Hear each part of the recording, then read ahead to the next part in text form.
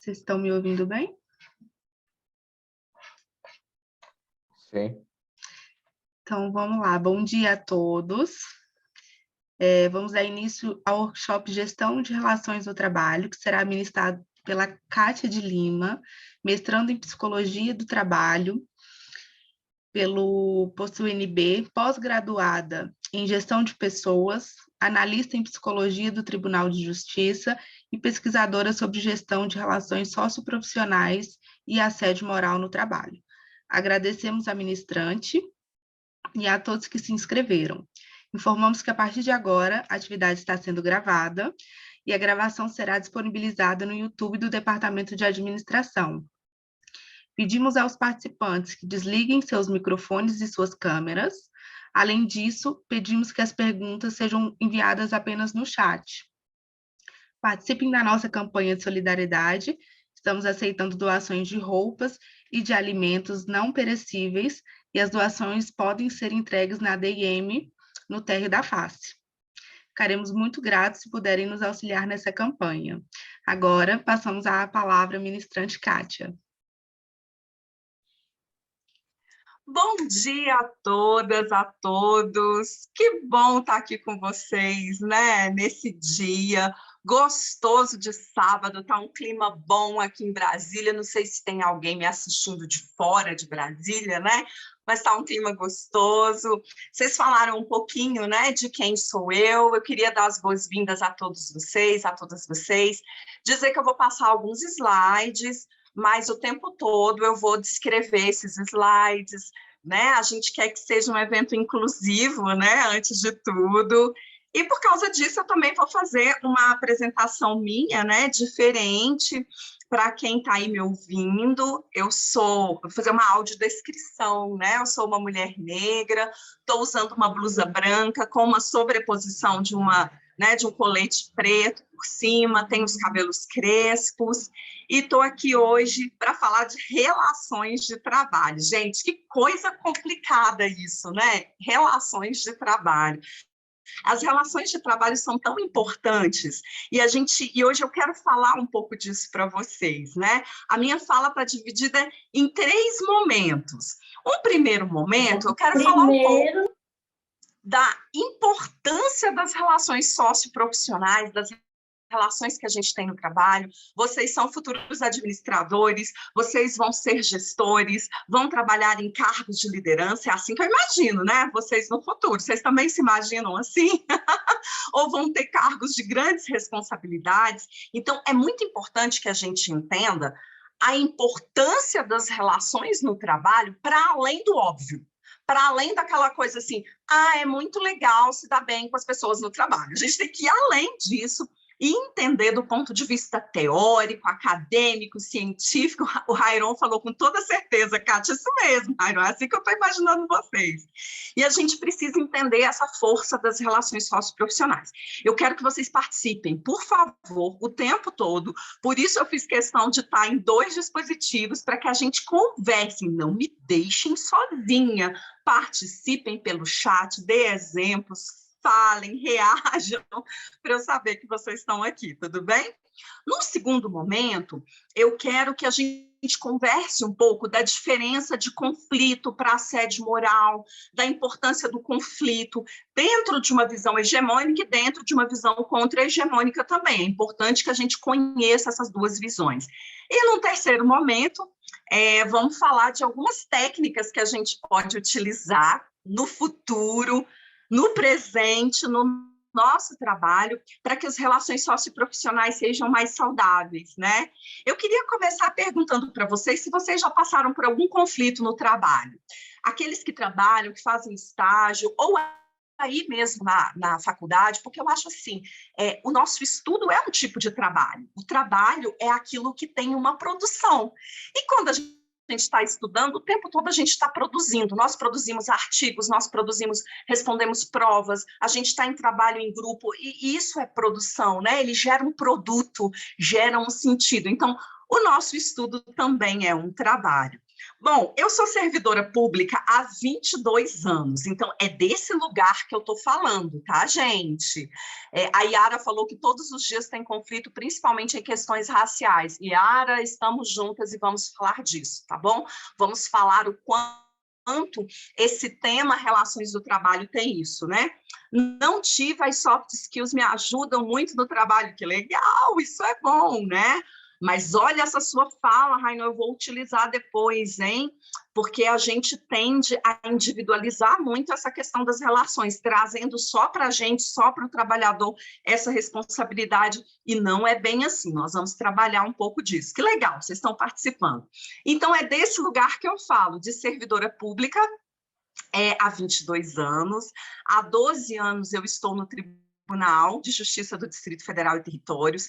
Eu atuo num setor que trabalha com a saúde mental dos servidores e com as relações de trabalho. Então, é um setor bem interessante, bem desafiador também, e tenho tido contato com diversos conflitos e também com a disfunção do conflito, que é o assédio moral, né? Hoje eu sou uma pesquisadora, eu sou mestranda do PSTO, que é o Departamento de Psicologia Social, Organizacional e do Trabalho, lá no Instituto de Psicologia aí na UNB, e tenho estudado aí assédio moral no trabalho, que é essa disfunção de conflitos nas relações socioprofissionais, né? É muito triste, né, gente? Como adoece o assédio moral no trabalho. Se alguém já passou por isso, pode deixar aí também a sua fala.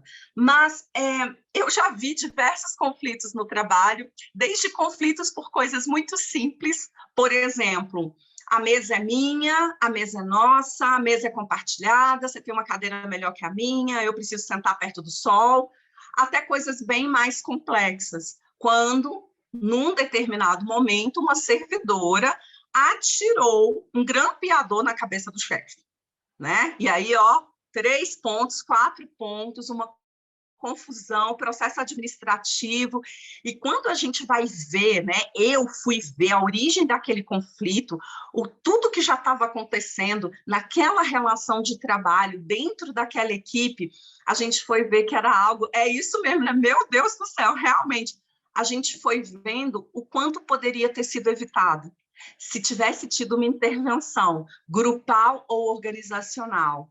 Olha o nível, Rairon, que pode chegar um conflito no trabalho. Mas nem todo conflito é negativo, né? A gente também precisa falar sobre isso. Neste momento, eu vou projetar alguns slides que eu preparei. Parece que são muitos, mas não se preocupem, não vai ser uma coisa enfadonha, eu quero que vocês participem também, e muitos são imagens, então não fiquem assustados, tá bom? Ai, meu Deus, vou ficar vendo slides aqui a manhã toda. Não, a gente vai conversar também. A Yara falou os surtos do dia a dia. Na verdade, Yara, eu acho que esse ato de jogar o grampeador na cabeça do chefe, gente, não recomendo, não façam isso, mas foi o último nível de uma relação que estava extremamente desgastada, que era assediadora, né? E que a gente pode chamar de surto, mas que, na verdade, foi a evolução, né? De um copo que transbordou, como o Rairon está falando. E aí eu coloquei o título nessa nossa fala de hoje como Gestão das Relações de Trabalho. O inferno são os outros... Isso é bem interessante, né? O inferno são os outros. Vamos conversar um pouquinho sobre isso. Será que o inferno realmente são os outros, né? O que é que a gente está falando? As relações interpessoais são muito desafiadoras, porque a gente precisa lidar com pessoas muito diferentes da gente, né? E eu acho também, eu não sei se vocês concordam comigo, mas se a gente tivesse que lidar com pessoas também muito parecidas com a gente, ia ser complicado, né? Tem dia que nem eu me aguento, que dirá aguentar alguém muito parecido comigo, trabalhando o tempo todo. A gente já sabe, na teoria que a gente está estudando na faculdade, vocês estão estudando isso, o quanto a diversidade de competências, o quanto a diversidade de fala, de origem, de conhecimento, o quanto isso contribui para equipes de alta performance. A gente sabe disso na teoria, mas na prática é um pouco complicado, né? As relações humanas são muito desafiadoras, e aí a gente vê frases assim das pessoas, como é que a gente trabalha bem com os outros? Os outros são tão diferentes de mim, né? Por que os outros complicam tudo? Os outros estão sempre complicando. A vida é simples, a vida é fácil, a vida é leve. Por que as pessoas complicam tanto? A gente ouve essas falas. A gente ouve falas assim, por que os outros interpretam erroneamente o que eu digo? Eu estou falando algo tão claro, eu falo A Larissa entende B, eu falo C, o João entende D, e aí a gente começa a se questionar, né? Por que as pessoas complicam tanto? Por que os outros não conseguem ver como eu vejo? Eu vejo tudo tão claramente, vou expor a minha ideia na reunião e parece que ninguém entende. Então, o tempo todo parece que o problema são os outros, né? Por que a gente não pode simplesmente ser pessoas objetivas, deixar os problemas pessoais de fora? Isso tudo são falas que eu já ouvi nesses meus anos aí de palestras por diversas organizações. As pessoas falando, Kátia, tudo é muito simples, os outros que complicam. Kátia, tudo que eu falo as pessoas entendem errado. As pessoas são cheias de mimimi hoje. Essa é a nova fala que eu tenho ouvido bastante, que as pessoas são cheias de mimimi, que a gente não pode falar nada. Na verdade, as relações interpessoais, elas são desafiadoras. O que nos leva a pensar assim, será que Sartre tem razão? Será que o inferno são os outros mesmo? Óbvio que Sartre estava falando isso dentro de um contexto bem específico e não desta forma, né, que a gente colocou. Mas será que o inferno realmente são os outros? Na verdade, para a gente falar de relações dentro do trabalho, ou até na nossa família, no condomínio, com colegas da faculdade, a gente precisa entender que nós não estamos falando só do indivíduo, viu, Rairon? Eu não estou falando só de mim, que consegui desenvolver soft skills, que contém inteligência emocional. Não, eu estou falando de um contexto que é social, eu estou falando do contexto organizacional, aí trazendo para as relações socioprofissionais, e eu estou falando desse indivíduo, eu estou falando de mim. Então, esse contexto, né, esses três, eles se interrelacionam, eles estão juntos o tempo todo, produzindo significados, produzindo significantes que tornam as relações sociais bem complexas, bem desafiadoras. Então, no contexto social, como é que está o nosso contexto social hoje, gente? Ai, ai, ai. Hoje, a gente tem um contexto social que também está desafiador, que as pessoas estão brigando muito, que há polarizações, né? Isso falando do Brasil, nem vou entrar no contexto social mundial, mas no Brasil, em que os nervos estão muito à flor da pele, tem muita vulnerabilidade, tem muito medo. Ao mesmo tempo, a gente tem novas falas, a gente tem pessoas se apropriando do seu lugar de fala, né? Então, eu tenho pessoas da comunidade LGBTQIA+, se apropriando desse espaço e falando. A gente tem pessoas negras falando, pessoas pretas agora falando dos incômodos do seu lugar. A gente tem as mulheres falando. A gente tem vários grupos que foram silenciados durante muito tempo falando. E aí parece que tudo está mais difícil, né? Na verdade, tudo sempre esteve muito difícil para cada um desse grupo que eu falei, as pessoas com deficiência, as pessoas... As diferenças começam a... Então, a gente está nesse contexto social importante, desafiador, mas aí a gente tem um contexto organizacional. E aí a gente está falando de cultura organizacional. A gente vai ter culturas muito mais abertas, né, para a fala, para o diálogo, para o conflito. E a gente vai ter culturas muito fechadas. Uma vez eu fui chamada para falar sobre assédio moral no trabalho, num determinado órgão público, e a pessoa que me convidou falou assim, Kátia, a gente quer que você fale de assédio moral sem mencionar a palavra assédio moral. Oi? Como assim? Eu vou falar de assédio moral sem mencionar o assédio moral? Porque aqui a gente vive uma cultura difícil, que as pessoas não aceitam que tem assédio moral. Aí eu falei assim, e tem? Ela falou, tem. Mas não pode falar. Então, a gente vai ter culturas muito mais fechadas. Não, aqui nós não temos conflito, nós somos uma grande família e os conflitos estão pipocando dentro dessa organização. Então, a gente tem esse contexto organizacional. Muitas vezes a gente tem organizações privadas, públicas, em que você vai chegar lá para trabalhar e eles vão falar assim, olha, Larissa, aqui na nossa empresa... é tudo horizontalizado, todo mundo é igual. E aí, quando a Larissa vai trabalhar, ela percebe que tem um monte de hierarquia simbólica, sabe? em que o analista se acha superior ao técnico, em que a área fim se acha superior à área meio, sem que essas hierarquias estejam postas. Olha só que importante isso, né? E tem esse contexto individual, a nossa criação, os nossos valores, e as pessoas têm valores muito diferentes do nosso, têm formas de falar muito diferentes das nossas, e aí está posto toda a situação difícil. O que vocês acham disso aqui? Estão vendo que falar de relações interpessoais é muito difícil? E aí, nesse caminho, eu coloquei a imagem aí ideal, né, das pessoas se ajudando nesse processo de crescer dentro da empresa. A gente tem as relações socioprofissionais. As relações socioprofissionais, e aí agora eu apresento para vocês de que parte da teoria eu estou falando de uma ergonomia da atividade, que é hoje a minha teoria, né, de base no mestrado. Eu vou falar um pouco de sociologia, pegando aí o Pierre Bourdieu, que eu já deixo como sugestão de leitura para vocês, uma leitura bem complicada, mas muito boa, para a gente entender esse contexto todo, né? Mas as relações socioprofissionais, elas fazem parte do CPBS, do contexto de produção de bens e serviços. Mas ela não está sozinha. A gente tem nesse CPBS, né, contexto de produção, a gente tem as condições de trabalho e a organização do trabalho. Então, a gente tem essas duas coisas aí, né? A gente não está falando só de relações de trabalho. Então, a gente vai ter assim, ó, que as condições de trabalho impactam nos conflitos, sim ou não? Imagina você que você só tem uma mesa para dividir para 5 pessoas dentro da equipe. Eu já trabalhei em setores assim, gente, bem caóticos, infelizmente. Imagina você que você não tem salubridade no ambiente de trabalho, você trabalha num ambiente quente, não tem ar-condicionado. Isso também vai impactar na forma como as relações sociais acontecem. Vocês concordam comigo? A organização do trabalho, a forma como as metas são postas, a forma como as metas são faladas. Então, ó, esse é o contexto que a gente está falando, de algo que é muito mais complexo. Então, o que é a complexidade?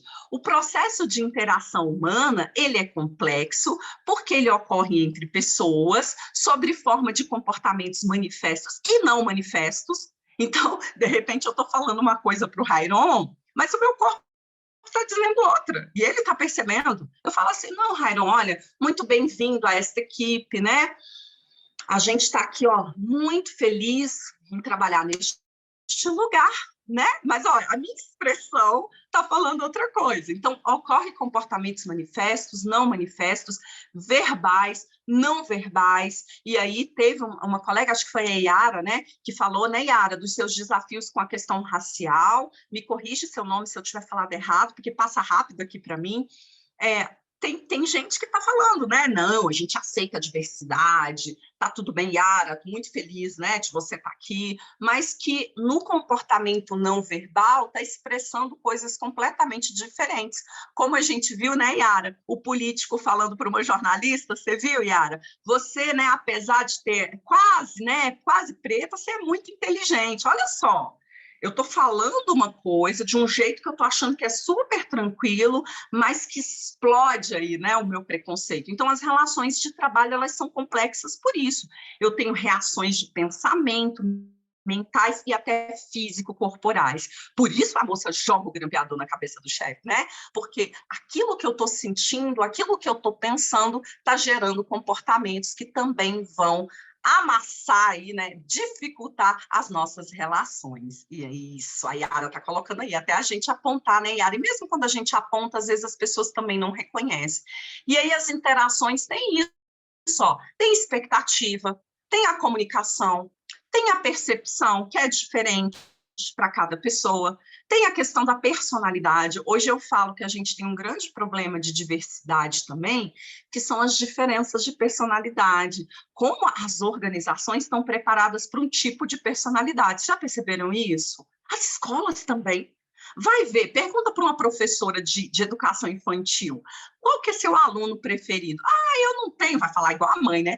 Eu não tenho. Aí você fala assim, mas qual que é seu aluno que é mais fácil de lidar? Ela vai colocar um padrão de personalidade que muito poucas crianças têm, que é aquela criança mais participativa, mais boazinha, que levanta a mão, que é carinhosa, que obedece, não é? A maior parte das vezes as crianças não são assim. E nas organizações também. A gente tem um padrão de personalidade, de expectativas, principalmente administradores, gestores, que se frustram na realidade, porque a expectativa muitas vezes é diferente da realidade. Aí eu já quero propor um exercício para vocês, quero que todos participem, hein? Defina em uma palavra qual que é o chefe ideal para vocês. Vamos ver expectativas. Você vai ter a oportunidade de escolher seu chefe ideal. Qual a característica principal que esse chefe tem que ter? Não vou nem falar líder, tá? Chefe empático e humano. Natália já não conseguiu uma palavra só, né, Natália? Botou duas. Empático e humano. Então, empatia é uma palavra que vem aí. Ok, Natália. Quem mais? A minha chefe atual, democrática, Rairon, coisa boa, né? Trabalhar com uma chefe democrática, que permite. Companheiro, Gustavo colocou, companheiro com paciência. Justo! Ai, Érica, a Érica colocou justo, colocou paciência, né? Uma outra pessoa, Yara. Quem mais, gente? Quem mais tem que ter essa característica ideal e que não pode faltar nesse chefe? Veja que aqui a gente está falando de expectativa. Eu estou falando, ó, que ajuda no desenvolvimento. Vitor, não deu para colocar uma palavra só, né, Vitor? Um chefe que auxilia, que ajuda no desenvolvimento das pessoas. Olha, gente, a gente está traçando aqui, ó, um chefe muito legal aqui com as nossas palavras. Então, o chefe ideal que reconhece o nosso trabalho, né, Yara? Vocês sabem que nas nossas pesquisas lá no laboratório, o reconhecimento tem sido apontado como um dos fatores que mais influenciam o bem-estar no trabalho. Mas é um reconhecimento mesmo, tá? Não é aquele reconhecimento de o empregado do mês, não. É um reconhecimento verdadeiro. Karine colocou compreensivo. Olha só. Vocês percebem que o que vocês colocaram aqui como chefe ideal é da expectativa de vocês, mas que o tempo todo, olha só, que tem visão, que sabe mostrar aos membros, que sabe fazer direção, tudo que vocês estão colocando, em nenhum momento ninguém falou assim, tem que ser um chefe que sabe tudo. Tem que ser o chefe que tenha pós-graduação, tem que ser o chefe que tenha pós-doutorado, tem que ser um chefe que tenha mestrado. Não é que isso não seja importante, óbvio que a competência técnica ela é muito relevante quando a gente fala em chefe, mas para o funcionário, a primeira coisa que vem são competências humanas, são soft skills, então vem empatia, a capacidade de dividir aí poder de decisão, de ser mais democrático, de ter paciência, de ser justo, são essas características que vêm. Agora vamos lá para a organização, vamos para a organização. Quando você vai escolher um chefe, você é administrador de empresa, você vai escolher um chefe para uma determinada área, qual a primeira coisa que você olha? Você olha o currículo, você olha a experiência, você olha competências técnicas e o que é mais importante são competências relacionais. Ok, mas não é nisso que eu vou, senão eu vou entrar em liderança, que é um assunto que eu amo e não é o nosso tópico agora. A gente quer falar de expectativas. E aí eu pergunto para vocês o que é empatia. Cada um vai ter um conceito. Aqui nós não, porque nós estamos estudando isso, a gente sabe o que é empatia. Mas vai lá na sua organização, no seu estágio, pergunta, o que é empatia? Me dá exemplo. Cada um vai dar um exemplo. O que é ser justo? Ser justo para mim é cobrar horário, porque aí é uma coisa justa. Não, ser justo para mim é flexibilidade. Ser justo para mim, olha como cada um vai ter uma visão do que é ser empático, do que é ser justo, do que é ser democrático, do que é ser compreensivo. Para algumas pessoas, um chefe compreensivo é aquele que fala assim, olha, Karine, eu te entendo, viu? Você realmente não pôde vir trabalhar ontem, eu te entendo, mas ainda assim eu vou te dar falta, tá? Olha, ele está sendo super compreensivo. Para outras pessoas, não. Então, a complexidade das relações humanas é também a questão da percepção. É também a questão de como eu estou interpretando a situação e não só a situação em si. Fez sentido, gente, isso que eu estou falando? O que vocês acham? Estava valendo? Posso continuar? O que vocês estão achando? Vão me dando feedback aí. É tão importante, né, esse retorno do que vocês estão achando. Rairon falou que faz todo sentido. Nessa nossa fala, a gente vai trabalhar muito a questão individual, mas eu queria dizer para vocês que não é só o individual, lembra? É o social, é o organizacional e é o individual. Por que eu estou frisando isso? Porque senão a gente começa a trazer tudo para o trabalhador. Como se o trabalhador fosse responsável por tudo. Como se ele fosse a única variável de ajuste dentro da organização. Primeiro que o trabalhador nem é variável, não deveria ser visto como variável, que dirá uma variável de ajuste, né? Mas eu estou trazendo na minha fala esse campo mais individual. Mas eu quero que vocês lembrem dos outros, combinado? Que tem uma questão social, que tem uma questão organizacional, que precisa ser vista. Tudo bem? Agora, vamos falar um pouquinho de conflito, né? Antes de colocar esse slide, né, alguns sinais de conflito, eu queria perguntar para vocês, sim ou não, responde rapidinho. Todo conflito é negativo? Todo conflito, vou melhorar essa pergunta, tá muito fácil para vocês. Valendo R$1 milhão, todo conflito produz consequências negativas? Sim ou não? Valendo R$1 milhão. Raíssa, você acabou de entrar. Valendo R$1 milhão. Érica colocou que não. Todos os conflitos produzem consequências negativas? Rafael colocou que não. A gente sabe que nem todo conflito é negativo, mas todos têm conflito, todos. Não, alguns servem para impor limite. Karine colocou que não. Ai, meu Deus, muito R$1 milhão, né, para todo mundo. Os conflitos, gente, eles nem sempre são negativos, a gente já aprendeu isso. Tem conflitos que são muito positivos, tem conflitos que são até necessários. Algumas abordagens vão dizer isso, né? A gente tem uma abordagem interacionista, por exemplo, que vai dizer que a gente tem até que estimular o conflito. Eu não chego a esse ponto, tá? Eu não sou tão interacionista assim. Mas nem todo conflito produz consequências negativas, né? Agora, a gente tem alguns sinais que podem indicar existência de conflito, mesmo quando o conflito ainda não se manifestou. Então, a gente tem aqui, ó, um descomprometimento, erros excessivos, atrasos, procrastinações, fofoca, individualismo, problemas sem solução, valorização e desvalorização, carga mental. Tudo isso pode indicar que pode estar acontecendo conflitos, e principalmente a solidão. Tudo isso pode indicar conflitos que estão expressos ou conflitos que estão mais ainda, né? Ainda não se manifestaram totalmente, que são mais potenciais, que estão mais encobertos. Mas, para além disso, isso aqui tudo são coisas que nós vamos lidar nas organizações. Vocês vão ser administradores, vão lidar com descomprometimento, vão lidar com atraso, vão lidar com fofoca, né? E aí é o problema de individualizar. Quando eu individualizo, eu viro e falo assim, qual é o servidor que é descomprometido? Qual é o trabalhador que é fofoqueiro? Qual é a equipe que é individualista? E aí eu começo a individualizar coisas que muitas vezes são do contexto. Quantas vezes nós vamos ter organizações incentivando a competição, incentivando a fofoca? Gente, eu já tive um gestor há muitos anos atrás, fora desse órgão que eu estou agora, que ele estimulava a fofoca. Vocês acreditam nisso? Eu tinha um gestor que ele virava e falava assim, Kátia, vem aqui na minha sala.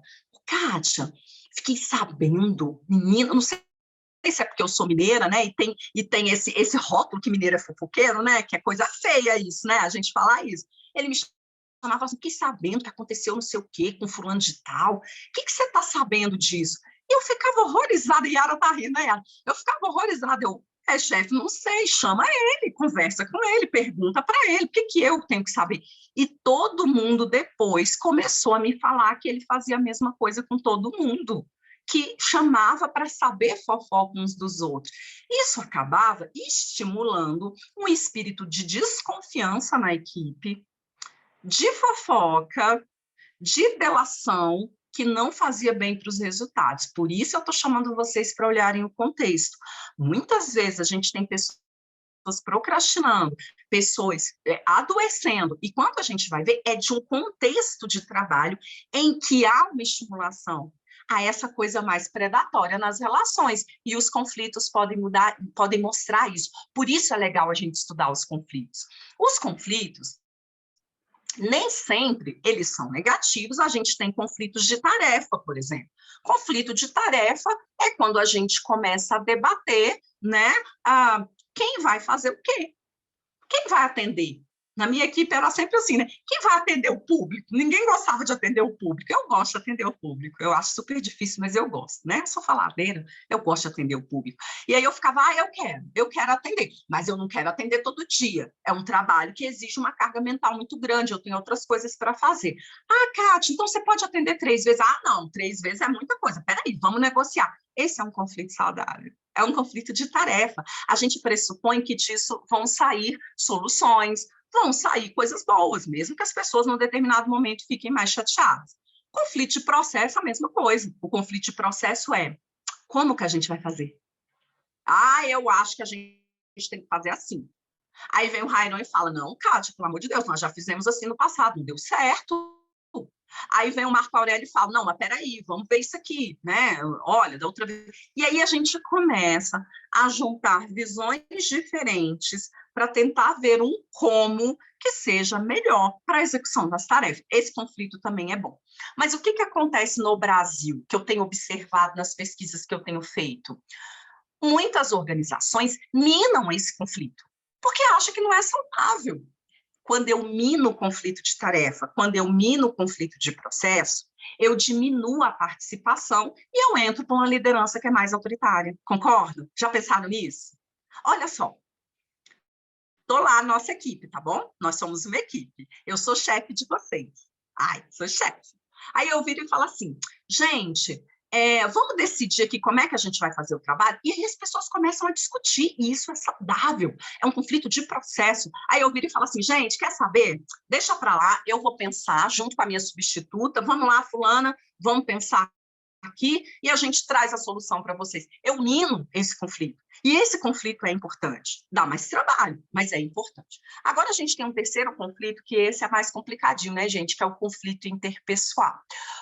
O conflito interpessoal, ele surge de rusgas muito mais subjetivas, do tipo, eu não vou com a sua cara. Ou igual a gente fala lá em Minas, né? O meu santo não bate com o seu. Vocês já ouviram essa expressão? Meu santo não bate com o seu, meu anjo da guarda não combina com o seu. Eu acho engraçado a gente terceirizar esse ranço. Vou terceirizar o ranço. Não sou eu, viu, Rainon? É meu anjo da guarda que não vai com a sua cara. Lide com isso. Mas o conflito interpessoal é isso. Ele surge de uma coisa que é muito mais pessoal, e aí eu tenho que falar, né, a Yara colocou, Yara, eu vou ficar te mencionando, se te incomodar, você me fala, tá? É só a título de exemplo. Porque aí, nesse conflito interpessoal, entra os nossos ismos, entra o racismo, entra o capacitismo, entra o etarismo, né? Entra a homofobia, entra um monte de coisa. Ai, não vou com a cara da Yara, porque eu acho a Yara é uma preta muito metida, né? Essa expressão preta metida já tem toda uma história, né? Tem todo um conceito de como eu não posso me colocar, de como eu não posso aparecer, de como eu não posso colocar limites, eu tenho que estar sempre no polo passivo, quando eu saio disso sou metida, né? Sou chata. Então, olha, já chamaram, né? Olha só. Então, esse conflito interpessoal, como administradores, como psicólogos organizacionais, a gente tem que estar atento a ele. Lembrando que estar atento não é impedir o surgimento dele. Lá no passado, na Escola das Relações Humanas, nós já vimos que não tem como impedir as interações, e a gente não deve impedir. Mas esse conflito merece um olhar, um gerenciamento maior. Quem gerencia conflito? O chefe, os colegas, as próprias partes, ele precisa ser gerenciado, porque ele surge de coisas que estão muito internalizadas, aí a gente volta para o contexto social, que são simbólicos, que envolve poderes simbólicos, que a gente precisa estar atento. É muito importante isso, né?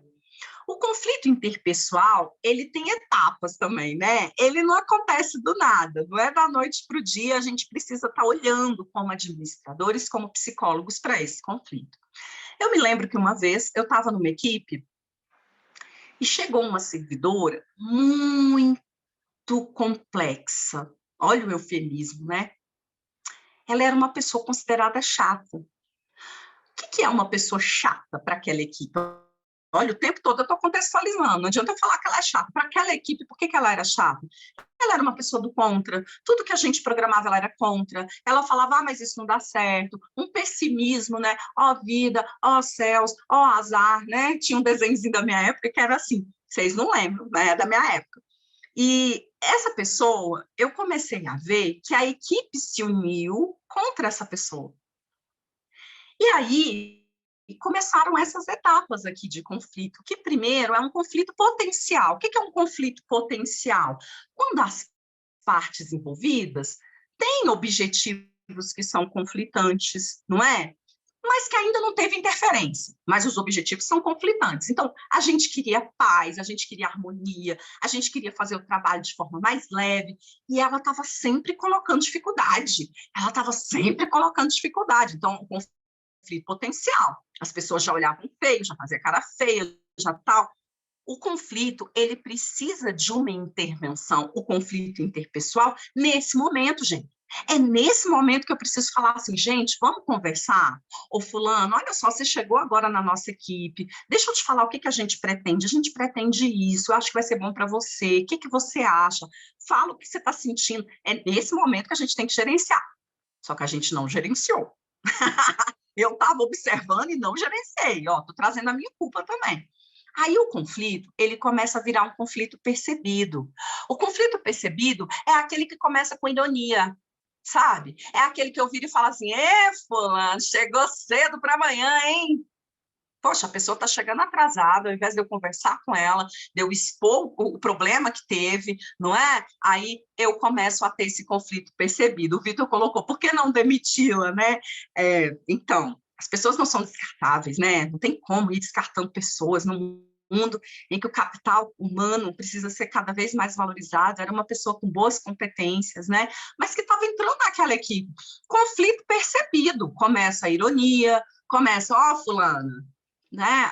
Vamos combinar aqui antes que a do contra chegue. Vamos criar um grupo no WhatsApp sem ela. Lembrando que isso já caracteriza um assédio moral, viu, gente? Quando a gente começa a criar grupos no WhatsApp sem um membro da equipe para falar mal dessa pessoa, isso já é um tipo de assédio moral horizontal. E aí, ninguém fez nada. Aí vem o quê? O conflito aberto declarado, que é a hora que eu pego um grampeador e jogo na cabeça do chefe, que é a hora em que a gente bate boca no ambiente de trabalho. Por que a gente não pode deixar chegar no conflito aberto quando ele é interpessoal? Porque ele é muito mais difícil de gerenciar, porque ele deixa marcas, porque diminui a produtividade, mas principalmente diminui o bem-estar. Coisa ruim é eu voltar no outro dia para trabalhar numa equipe em que houve um bate-boca, mesmo que eu não esteja envolvida, mesmo que eu seja observadora ali daquela cena. É horrível. E foi o que aconteceu nessa situação, um grande bate-boca. Aí foi a hora que eu acordei e falei, meu Deus, precisamos gerenciar esse conflito. Chamei as pessoas envolvidas, vamos conversar, mas eu vi que aquilo era da equipe toda, não era dessa pessoa. Eu não posso individualizar e dizer, ela é chata, tira ela. Como que essa equipe, que se diz tão unida, não consegue agregar diferença? O que tem nessa pessoa que a gente não consegue agregar a diferença? E aí o Rairon trouxe, né, o bate-boca aí no trabalho, na faculdade, né? Acontece também. E aí, Rairon, quando a gente vai ver um conflito interpessoal, tem alguma coisa ali, sabe? Pairando nesse campo interpessoal. Não concordo com você, mas não se trata de descartá-la, ela está causando a desunião dentro da equipe. E aí é isso que eu quero chamar sua atenção. Eu estou personalizando quando eu faço isso. Na verdade, a questão não era ela, era uma forma da equipe lidar que não cabia essa pessoa. Quando a gente fez alterações, que a gente conseguiu conversar como uma equipe madura e entender que essa pessoa tinha as dificuldades dela, mas que ela também tinha um potencial, e a gente começou a reforçar esse potencial, sabe o que aconteceu com ela? Ela mudou. Se eu personalizo, sabe, e falo assim, tira, não tá bom, tira. E é o que a gente mais vai ver no serviço público, por exemplo. No serviço público, a gente não demite pessoas porque elas são chatas, mas a gente transforma essas pessoas em andarilhos organizacionais, que é o que o meu professor Mário César Ferreira cunhou esse termo, né? Andarilhos organizacionais. Descarta, não serve, muda de setor, e não é isso que a gente tem que fazer. É um trabalho mais difícil, mas existe uma constituição que é contextual. também, entendeu? Então, muitas vezes a gente vai ver uma pessoa, por exemplo, que está sofrendo homofobia durante muito tempo. Ela chega numa equipe, ela chega como? Como que ela chega numa equipe nova? Ela chega, oi, gente, tudo bem? Eu estou aqui super feliz. Ela chega reativa. E aí cabe à equipe gerenciar isso, sabe? É por isso que eu falei do descarte, tá? Não me entenda mal, é só para a gente entender essa questão contextual. Fez sentido? Então, o conflito interpessoal, a gente precisa trabalhar com ele o quanto antes, viu, Rairon? Lá no seu grupo, na faculdade, percebeu que uma está fazendo ironia para a outra, que um está jogando indireta para o outro, que quando um vai falar, o outro revira os olhos. Cara, vamos conversar aqui, o que está acontecendo? Vamos gerenciar esse conflito enquanto ele ainda é potencial, não vamos chegar no bate-boca. É fácil, gente? Não é fácil. O caminho mais fácil sempre vai ser o autoritarismo. Vou repetir, o caminho mais fácil sempre vai ser o autoritarismo. Mas não é porque ele é o mais fácil que ele é o melhor. Concordam? Sim ou não? Posso continuar, gente? Vocês estão lanchando aí? Estão com fome? Vou continuar, tá bom? Pode sim, me deram feedback aí. Vão aparecendo, vão me dando feedback. Vamos lá. Por que as pessoas entram em conflito, então? Seja ele de que for. Por que as pessoas entram em conflito? Será que existe essa coisa de pessoa ruim e pessoas boas? O que você acha? Você acha que tem gente que é ruim e que prejudica sempre as equipes? Não importa onde ela vai, ela prejudica? Vamos falar um pouquinho do meu campo de pesquisa hoje. Vocês acham que quem comete assédio moral é ruim? Você acha que pessoa que entra em conflito é ruim? Uma vez eu estava fazendo uma palestra lá no sul do Brasil. Aí uma pessoa levantou a mão e falou assim, ô Kátia, eu acho que esse negócio de assédio moral, assédio sexual, briga no trabalho, isso é coisa de sociopata, entendeu? A nossa função é ver no serviço público os sociopatas e demitir. Eu achei muito engraçado isso, né? Porque ele meio que dividiu entre duas categorias, pessoas boas e pessoas ruins, sociopatas, que querem realmente causar problema. Eu não estou dizendo que não existam pessoas sociopatas, a gente sabe que existe, a gente tem vários exemplos no Brasil hoje de pessoas sociopatas e que estão, inclusive, na mídia. Mas não é isso, não é isso. A tese que eu quero trazer hoje para vocês é que pessoas boas também podem cometer ações ruins com as outras. Vou repetir. Pessoas boas também podem cometer ações ruins com as outras.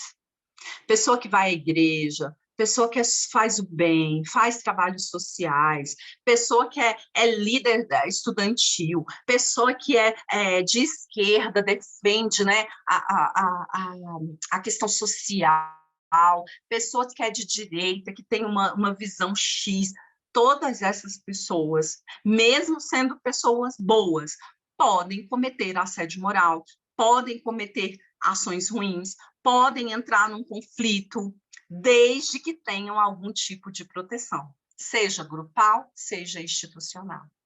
E aí vários autores falam isso, né? Irigoyen, que foi uma autora que começou a estudar assédio moral, começou não, mas que startou, né, essa questão do assédio moral nas organizações. Aí a gente vai ter vários autores, eu vou lembrando aqui, vou falando para vocês que vão defender essa tese, inclusive eu deixo lá dentro da psicodinâmica do trabalho. Pessoas boas também podem cometer algo ruim com as outras, desde que elas tenham algum tipo de proteção. E aí agora a gente vai para o contexto da organização e do grupo. É importantíssimo que uma organização, e aí eu estou falando para futuros administradores, tenham dentre suas políticas escritas, prescrito a não violência, que tenha dentre as suas políticas a resolução pacífica e consensual de conflitos, que tenha setores que trabalham com gestão de conflito. Às vezes a gente pensa muito produção, e a gente esquece que por trás de uma boa produção eu tenho que ter pessoas da área meio dando suporte, eu tenho que ter psicólogos, pedagogos, sociólogos, pessoas trabalhando com os grupos, né? Para que a organização diga, aqui não cabe isso. Aqui a gente não tolera, a gente não aceita desrespeito, conflitos interpessoais danosos. Esse é o primeiro passo. Mas tem o segundo, a proteção grupal.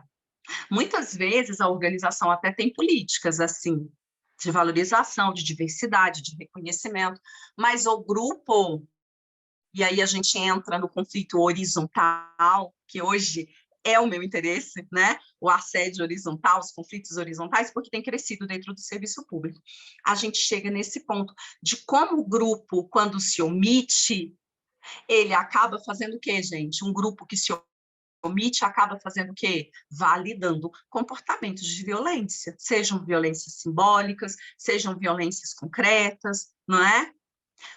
Eu, uma vez, acompanhei um caso, lá no TJ eu acompanho, né, os servidores que estão passando por conflitos, por assédios, a gente faz todo um suporte emocional com eles, né, então eu estou sempre nessa intersecção entre a psicologia clínica e a psicologia do trabalho, e eu amo, tá, gente? Não tem problema, eu só tenho que estudar o dobro, né? Mas eu amo essas duas áreas. E quantas vezes eu ouço, né, histórias de servidores em que o grupo todo estava vendo o gestor maltratando essa pessoa, com violência psicológica contra essa pessoa, a ponto do gestor falar para todos os colegas, não falem mais com essa pessoa.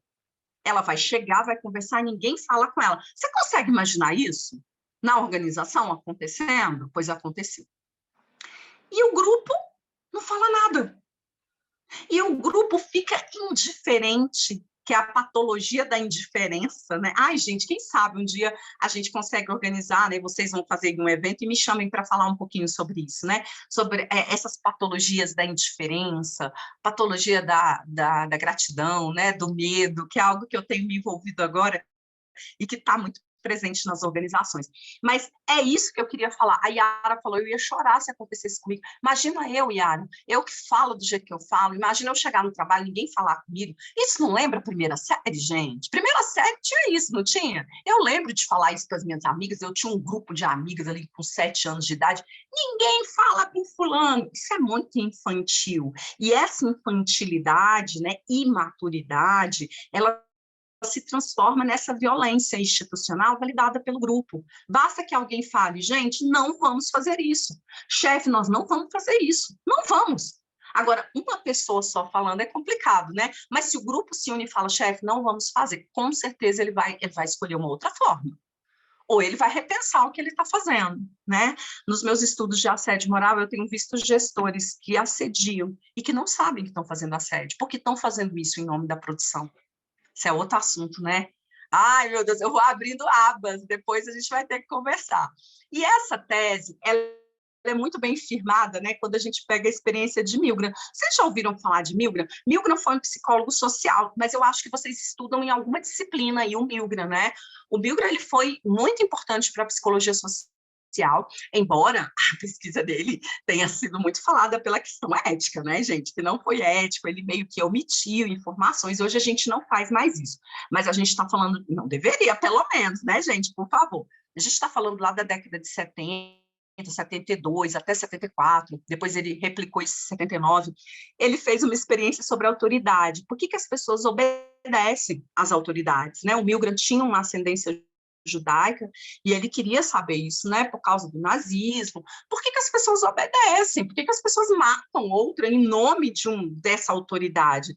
E aí ele fez essa experiência em que tinha o experimentador sentado ali na frente, com essa letrinha E, né, eu estou projetando uma figura que tem 3 pessoas nessa figura, e aí tem uma sentada com a letra E, que é o experimentador, o sujeito da pesquisa, com um teclado com vários botões. Esse teclado está ligado por um fio aos pulsos de uma outra pessoa, que é um dos participantes da pesquisa. Essa pessoa com a letra A é um ator, só que o Milgram omitiu isso, gente. Olha só, ele omitiu isso dos sujeitos da pesquisa. E esse ator fingia que estava recebendo choque, e ele agia como se estivesse recebendo choque. E aí, qual que era a ideia? O Milgram dizia para eles que estava estudando sobre aprendizagem, que ia fazer várias perguntas para esse aluno, e que se o aluno errasse a pergunta, o sujeito podia dar um choque. Esse choque ia de um choquezinho levinho até o choque máximo, que poderia matar se a pessoa tivesse um problema cardíaco. Olha só, gente, que loucura. Os choques eram, né, gradativos. Olha só que interessante. Começou, o cara era um ator. Se ele era um ator, ele errava as perguntas, errava as respostas. E o sujeito tinha que apertar o botão para dar o choque. Gente, o que vocês acham? Tem a experiência dos prisioneiros também, do policial e dos prisioneiros, mas eu ainda gosto mais da experiência de Milgram. Tem até um filme sobre ela. O que acontece? Acontece que 60% das pessoas, dos participantes, apertaram os botões. Até o botão 10, que já era um choque bem razoável. E mais de 80%, né, continuou apertando esse choque com resistência, falando, eu não quero apertar. Não, foi o contrário. Mais de 80% foram até o botão 10 e 60% foi até o final, até o último botão, gente, em que eu poderia matar a pessoa. E aí, quando o Milgram perguntava para os participantes por que eles apertaram os botões, eles geralmente diziam que porque tinha sido mandado. Olha como essa experiência, gente, implica em muita coisa para a gente, vocês não acham? Quer dizer, eu sou gestor, tem portarias, tem resoluções, tem normas, e eu começo a agir em nome dessas normas, mesmo sabendo que eu estou causando dor ao outro, mesmo sabendo a mesma desculpa dos nazistas, Rairon, isso mesmo, eu só estava obedecendo ordem, e foi por isso que o Milgram fez essa pesquisa, para saber o que leva as pessoas, né, se elas seriam capazes mesmo de obedecer ordem, mesmo que contradigam o bom senso individual. Gente, por que eu vou ficar dando choque nas pessoas, né? Para que eu vou fazer isso se elas erram? Porque você está mandando, porque eu estou aqui, porque eu tenho que fazer. Enquanto que no começo ele falava, quando você quiser desistir, desista. Quando você quiser desistir de ser gestor, você desiste, vai embora. Não, mas eu vou ficar aqui hostilizando, brigando, eu vou brigar com meu colega, porque eu tenho que produzir, E aí, em nome da produção, a gente começa a gerar conflitos que levam, gente, a adoecimento. Tem muita gente com ansiedade, com depressão, com burnout, né? O burnout agora está na moda, né?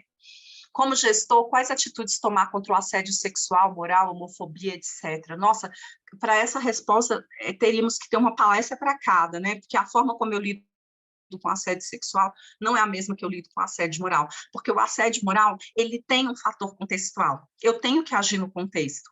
O assédio sexual tem um contexto social.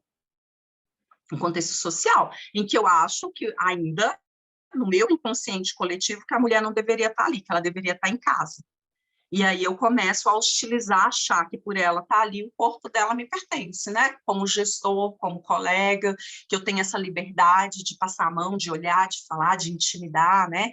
Então, são ações diferentes que eu preciso ter. Mas a primeira parte que responde tudo é a não tolerância. Como gestor, não tolerar e chamar para conversar. Viu colega com piadinha homofóbica? Chama e conversa. Eu agora estou assim, meninas, eu sou muito brincalhona, eu gosto muito de conversar, mas quando eu tenho um colega independente da posição hierárquica dele, que faz uma piada homofóbica, que faz uma piada machista, que faz uma piada racista, eu paro e falo assim, desculpa, eu não entendi, me explica. Com essa cara aqui, me explica, eu não entendi.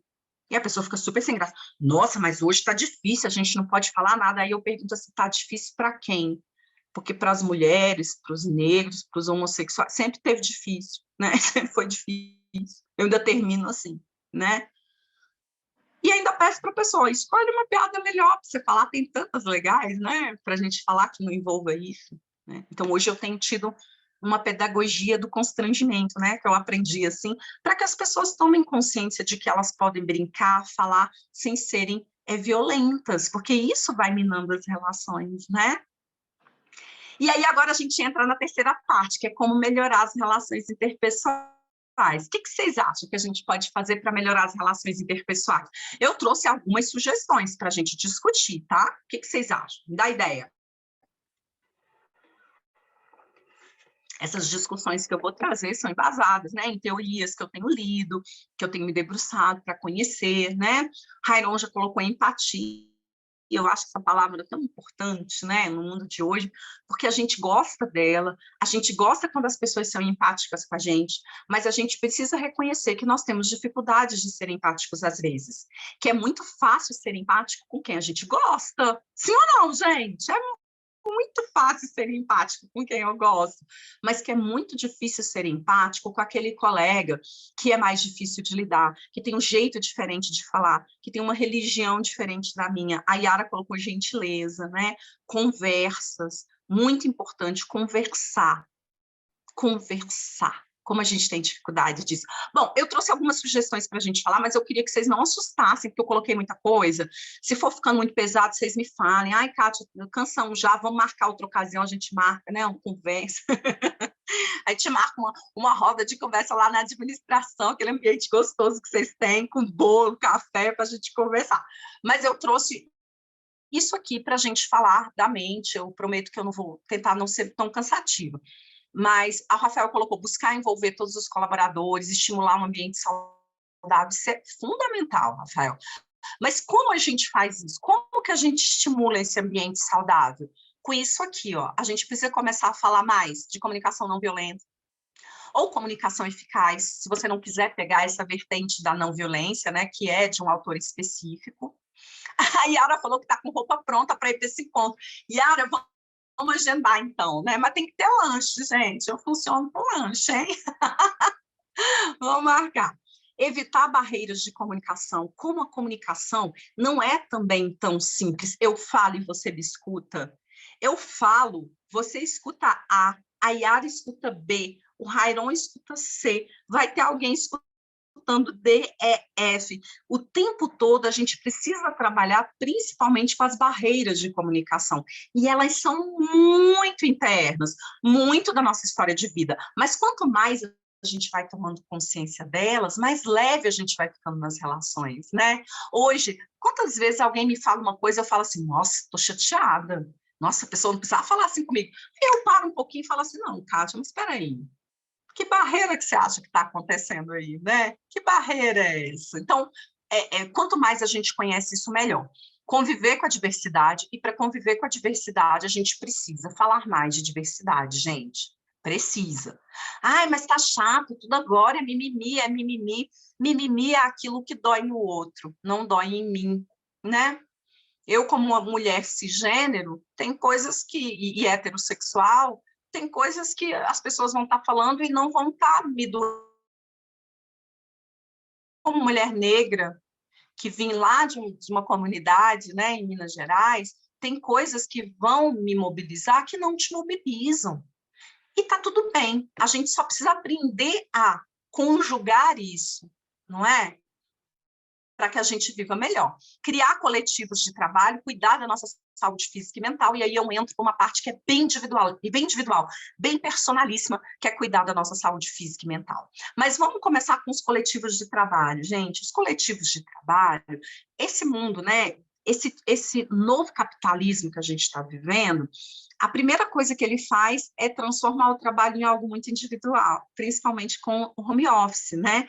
A gente fica muito preso na nossa própria baia de trabalho, como se a minha única função ali fosse produção, produção, produção. Só que tem um ser humano ali, né? E criar coletivos de trabalho é muito importante. O coletivo de trabalho, ele começa desde o cafezinho que a gente faz junto, por isso que eu falei que tem que ter lanche, né? Desde o bolinho que a gente traz, gente, vamos lanchar, dar uma pausa no trabalho, a ginástica laboral que a gente faz juntos, os happy hours, né? Os HHs, agora eu sei que vocês chamam de HH, achei super chique. O HH que a gente faz depois do trabalho, até as discussões sobre as próprias incongruências do trabalho. Então eu chego e falo assim, Karine, vamos conversar. O que você achou, Karine, daquela reunião que a gente teve? Você não achou que a organização ela não conhece o nosso trabalho, né? Vamos chamar o João. João, vem cá. João, o que você achou daquela reunião? Mas, Kátia, isso não é fofoca? Não.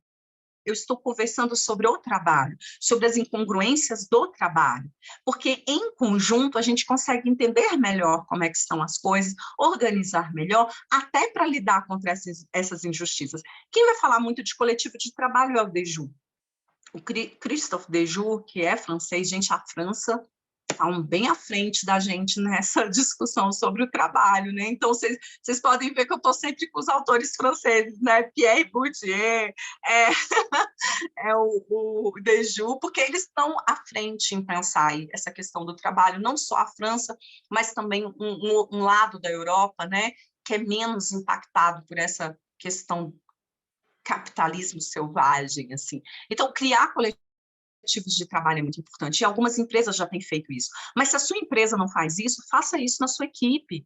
Crie coletivos, crie momentos de discussão, alguns de vocês já falaram disso, que una as pessoas em prol dessa socialização, que quebre, que ajude a quebrar um pouco essas barreiras.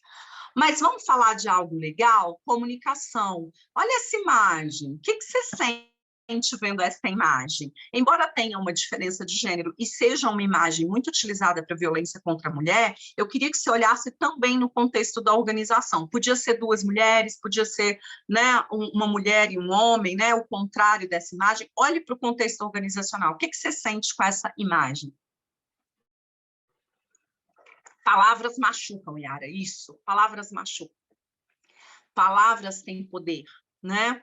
Tanto um poder de unir, quanto um poder de destruir. E aí, falar de comunicação é muito importante, por isso o trabalho dentro das organizações tem, principalmente dentro da gestão de pessoas, tem que ser um trabalho multidisciplinar ou interdisciplinar. Eu tenho que trazer o pessoal da comunicação, da pedagogia, da sociologia, administração, psicologia, antropologia. A gente tem que trabalhar junto nas organizações, porque a comunicação não é tão simples quanto parece. E aí eu trouxe o Marshall Rosenberg, porque eu gosto da forma como ele tem trazido esse tema. Eu sei que tem algumas pessoas que não gostam, que acham impossíveis, mas pelo menos como introdução a essa questão, eu acho super interessante o que ele fala, porque cabe muito para o Brasil. Olha só, a maioria de nós cresceu usando uma linguagem que, em vez de encorajar a perceber o que estamos sentindo e do que precisamos, nos estimula a rotular, comparar, exigir e proferir julgamento. Sim ou não, gente? Quando você era criança, o que você aprendeu? Você aprendeu que a gente não fala. Isso no Brasil, na nossa cultura mais latina, a gente aprendeu isso, que a gente não fala para as pessoas, a gente fala das pessoas. Sim ou não? Então, eu estou numa sala, né? Tá eu, Karine, Larissa, Rairon, aí de repente a gente começa a falar do Paulo, né? Ai, o Paulo, não sei o quê, eu acho que o Paulo tinha que fazer esforço para chegar na hora, os relatórios dele não tá tão bom. Aí o Paulo chega, aí a gente fala, oi, Paulo, tudo bem? E aí, como é que você tá? Aí o Paulo fala assim, gente, o que vocês estão achando aí, né, desse meu comportamento? Não, Paulo, tá tudo bem, menina, é assim mesmo, você vai pegando com o tempo, não é assim que a gente faz, gente? Por favor. Isso é um pouco da nossa cultura. A gente tem muita dificuldade em dar feedback. A gente nem entende o que é o feedback, para que ele funciona. E, na verdade, o feedback Vitor, é melhor falar na cara, mas também de um jeito bem construído, que aí é onde entra a comunicação não violenta, né? É que a gente consiga falar para o outro o que a gente pensa sem que isso seja uma verdade absoluta, não é? Eu me lembro uma vez que eu fui fazer uma palestra e uma psicóloga da empresa foi comigo, a palestra era em outro estado e ela foi comigo. E aí, ao final, eu falei para ela assim, fulana, o que você achou da palestra? Aí ela falou assim, Kátia, achei uma palestra muito boa, conteúdo muito bom, mas olha, você tem que melhorar os slides. Os slides estão com letras pequenas, as pessoas com baixa visão não vão conseguir ver, eu acho que você tem que descrever as figuras do seu slide. E aí, gente, na hora, me deu um impacto, porque é isso, nós brasileiros também temos dificuldade em receber o feedback, vocês concordam? Me deu aquele impacto, eu falei assim, meu Deus, sou péssima, né? Aí já é uma coisa minha, não é dela, é minha. E aí eu respirei fundo e falei assim, gente, que legal, ela está me dando um feedback tão importante, por que está tão difícil para mim aceitar? E aí eu parei e falei, fulana, pontua para mim, onde mais você acha que eu tenho que fazer? E aí ela foi falando, eu fui anotando, mas a sensação ruim está ali. Essa sensação ruim é cultural, gente, é da nossa cultura e a gente precisa lutar contra isso. E eu agradeci e agradeço até hoje, porque melhorei muito os meus slides e quero melhorar mais, sabe? Quero que eles sejam ainda melhor, tenho feito curso para isso. Por quê? Porque os slides não são para mim, são para os outros. Ele precisa estar bom para vocês, ele precisa estar legível para vocês. A ergonomia, né, já fala nisso, que é a minha área de estudo. Mas eu adorei esse feedback. Mas o que eu quero dizer para vocês? Eu gostei, mas que não foi fácil receber. Entendem? Não é fácil receber e não é fácil dar feedback. Mas ela fez com carinho, porque ela fez seguindo isso aqui, ó. Como é que eu me comunico de forma clara? Eu preciso descrever claramente a situação, né? Eu preciso dizer, olha, precisa melhorar isso. Imagina que ela tivesse falado assim, a Kátia foi mais ou menos. Mais ou menos como? O que está errado? É o meu jeito de falar? É o meu jeito de portar? É a minha postura? Então, ela conseguiu descrever bem a situação. Identificar o sentimento, né, aí dos dois lados. Ela também ficou incomodada em me falar, eu via claramente. Eu também fiquei incomodada em ouvir, mas a gente percebeu que era necessário. Quantas vezes a gente fala, o nosso feedback, o Marco Aurélio está falando, feedback tem uma valorosa colaboração quando ele é feito da maneira certa, né? Claro! Agora, eu também preciso preparar a minha equipe para dar feedback e para receber também, não é? E não é uma crítica vazia.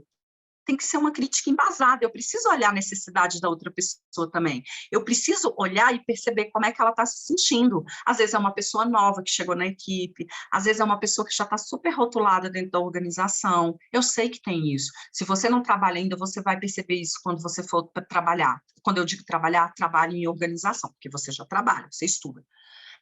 Você vai perceber isso. Muitas vezes você vai chegar numa área e as pessoas vão falar assim, olha só, deixa eu te falar um negócio.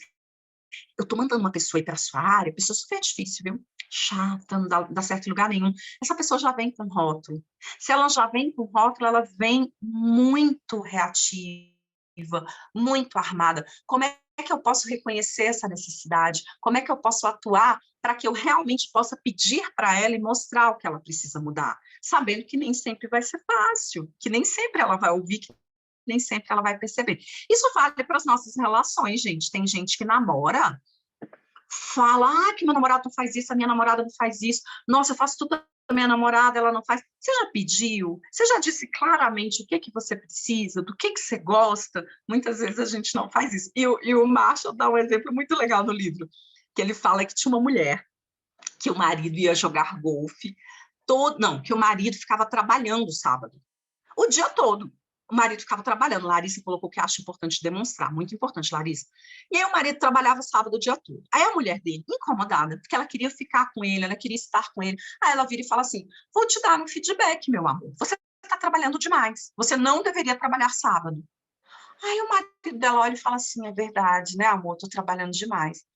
No sábado seguinte, ele acorda cedo, ela fala, e aí, vai trabalhar? Ele, não, vou trabalhar não. Vou passar o dia todo jogando golfe. E vai jogar golfe. E a mulher fica arrasada. Mas ela não disse para ele o que ela precisava, o que ela queria, qual era a necessidade dela. Ela só deu essa devolutiva. Então, nas organizações, é muito importante que eu devolva. Olha, eu acho que você está trabalhando demais e eu quero estar com você. Vamos planejar coisas para a gente fazer juntos, não é? E aí a gente precisa trabalhar um pouco o nosso orgulho também, né? Porque não é fácil. Por que é tão difícil dar feedback? Porque nós gostamos de dar conselhos, pois nos sentimos importantes, e o feedback não é conselho. Feedback não é conselho. Feedback é uma descrição de um comportamento que o outro pode melhorar. É uma descrição de um comportamento, não é conselho. Eu acho que você deveria levar a sua vida assim. Isso é conselho. A gente adora dar conselho, né, para os outros. É necessário pensar o feedback como algo útil para o receptor e para os seus objetivos, não útil para mim. Tem que ser importante para ele, tem que ser útil para ele. E aí eu falo da minha necessidade, pode ser que seja útil para ele também. Temor à reação do outro. O brasileiro é muito assim, a gente teme muito a reação do outro, que ele fique com raiva. Gente, vai ser desconfortável, a pessoa às vezes não vai receber tão bem, mas quando a gente dá o feedback, essa pessoa tende a ir processando, sabe? Suponhamos que você está andando pela UNB com o zíper da calça aberto, né? Você está com o zíper aberto. Esse que é constrangedor isso, né? Para quem está vendo o zíper aberto. Aí eu viro e falo assim, Será que eu falo que o zíper dele está aberto ou dela está aberto? Ai, tadinha, mas ela vai ficar tão chateada, tão desconfortável. Aí eu deixo você ficar andando com o zíper aberto pela UNB inteira, até que você chega na sua casa e fala, meu Deus, passei o dia inteiro com o zíper aberto. Veja, eu vou virar para a pessoa e falar assim, o zíper está aberto. Vai ser desconfortável para ela e para mim, mas vai ser muito melhor do que permitir que ela fique com o zíper aberto o resto do dia. Fez sentido, gente? A importância do feedback? E, claro, prontidão perceptiva nula ou fraca do receptor. Tem gente que não está pronto para o feedback, por isso é importante que a gente faça uma sensibilização, né? Olha, fulano, eu tenho umas coisas para te falar, que podem te ajudar a melhorar, eu queria saber se a gente pode conversar. Melhorar o quê? Ah, vamos conversar. Aí você vai falando, fala uma primeira coisa, veja a recepção, dá um tempo, né? Para que a pessoa vá processando isso. A gente não é acostumado a isso. Como superar dificuldades do feedback? Estabelecer relação de confiança, reconhecer que o feedback é um processo, não é conselho, não é algo que eu jogo e falo, receba. Não, é algo conjunto que a gente pode construir, que você também pode mudar. Você pode falar assim, olha, eu te dei um feedback isso, mas conversando com você, e aí entra a avaliação 360 graus, né? O quanto antes de implementar essas políticas, a gente precisa, esses programas, a gente precisa primeiro superar isso, trabalhar isso, né? Olha, eu percebi conversando com você que nem é tanto assim, você me desculpa, eu acho que talvez é isso aqui. Não, beleza, a gente vai construindo junto. Aprender a ouvir, a receber feedback sem reações emocionais intensas, né? A emoção vem, mas não precisa ser intenso. Tem gente que até no namoro, né? A gente vai dar um feedback, aí a pessoa vem e fala assim, e você? E você que só chega atrasado? Você está falando para a pessoa que ela não deveria falar alto com a mãe dela, aí ela vira e fala assim, e você, que só chega atrasado nos nossos encontros? Ou seja, isso é uma reação emocional intensa, desvia do assunto, que a gente precisa ir aprendendo a ouvir também. E aprender a dar feedback de forma habilidosa, sem conotações emocionais, respeitando a necessidade do outro. E aí o Marshall volta de novo, né, disso de respeitar a necessidade do outro. Aí as barreiras de comunicação, muitas vezes a gente tem erro de interpretação, erro de percepção cognitiva. Aí eu coloquei esse quadrinho que é muito legal, que fala assim, o chefe grita para o funcionário, você vai ser promovido. Aí aquela mensagem, né? Vai ali para o meio, tem um monte de ruído, e aí ele escuta assim, meu Deus do céu, eu vou ser demitido. Quantas vezes isso acontece? A gente fala uma coisa, o funcionário entende outra, a gente fala para um gestor, faz um aconselhamento ali na nossa função de RH estratégico, nossa função de staff, o chefe entende outra coisa, né? E ainda fala que foi o RH que falou. Ainda fala assim, foi o Rairon, administrador, que falou para eu fazer isso. Então, o tempo todo a gente precisa solicitar feedback e também dar feedback para ver essas barreiras de interpretação, ver essas barreiras de percepção. Aí eu vou até... E barreiras de aceitação, claro. A gente já está caminhando para o final, tá? Mas eu tenho um exercício para vocês. O que você faria se você saísse agora e tivesse alguém riscando seu carro? Vai, me responde aí enquanto eu tomo água. Você está saindo agora. Ai, Kátia, eu não tenho carro. Então, imagina que você tem um carro, uma BMW linda, maravilhosa. Que você tem um carro. Aí você chegou no estacionamento, tem uma pessoa riscando seu carro. O que você faz?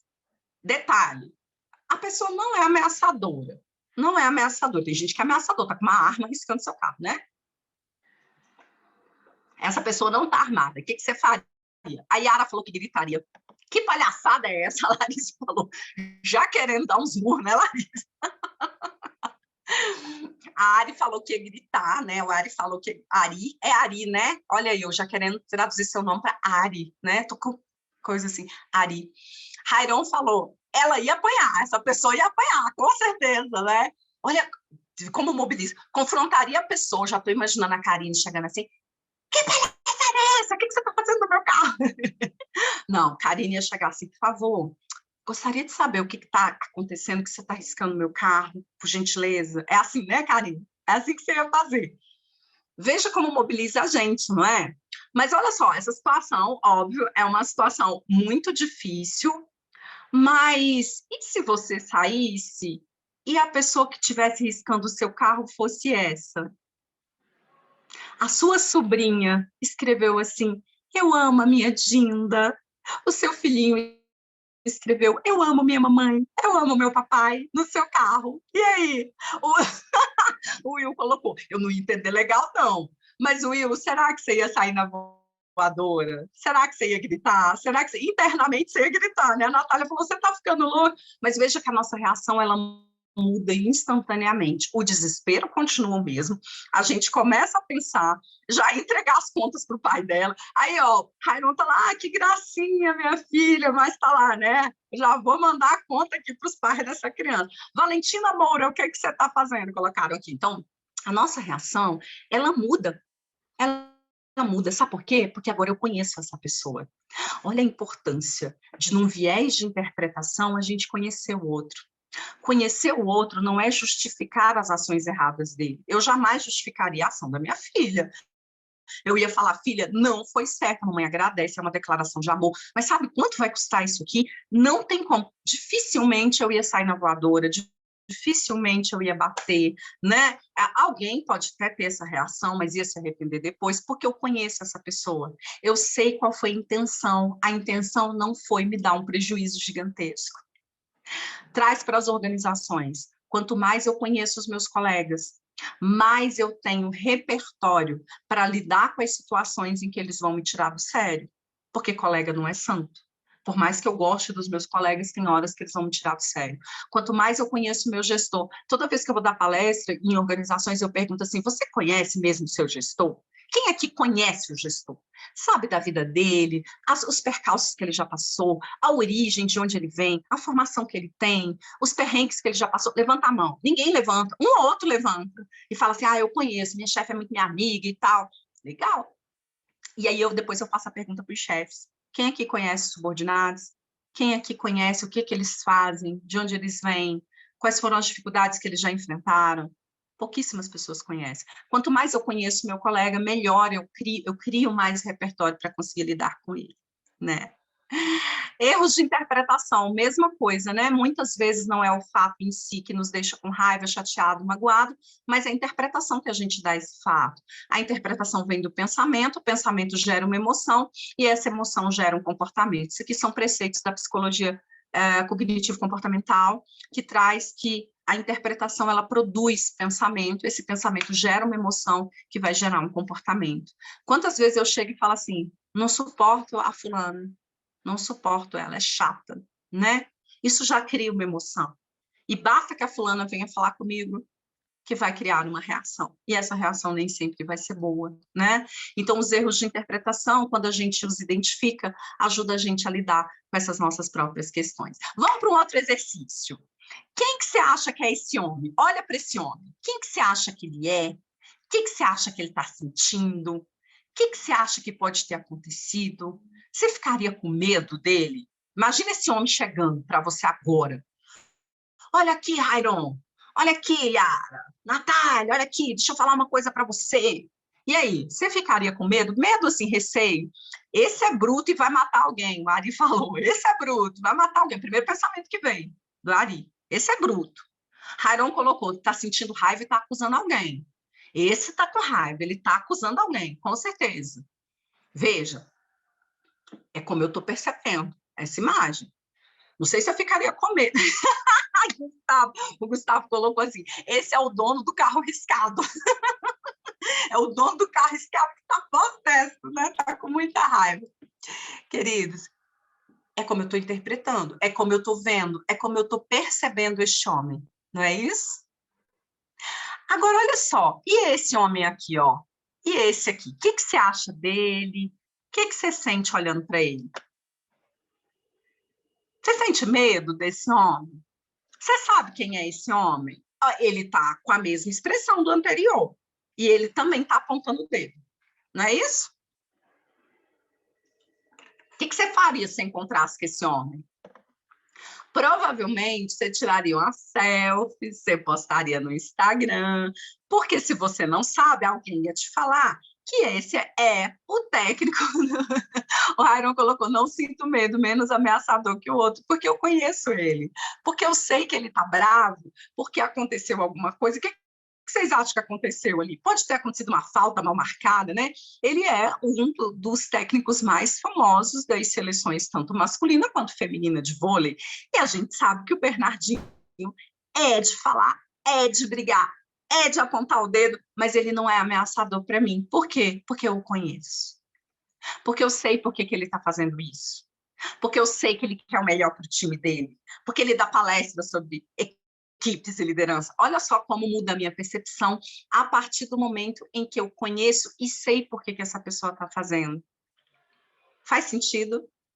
Nas equipes de trabalho, eu preciso conhecer e perceber melhor os meus colegas. O que eles estão sentindo? Por que eles estão fazendo? Porque isso me ajuda a não ter um viés de interpretação e achar que essa pessoa está sempre contra mim. E aí os erros de percepção também passam por isso, né?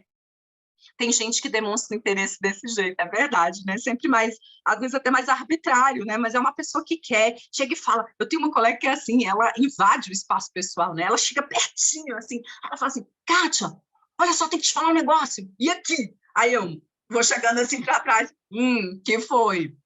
Adorei aquele relatório que você fez, cara, tava demais. Parece a Luísa do Encanto, né? Não sei se vocês assistiram esse desenho, eu tenho uma filha pequena, então eu assisto tudo quanto é desenho, tá? Mas ela é assim, né? Ela é mais...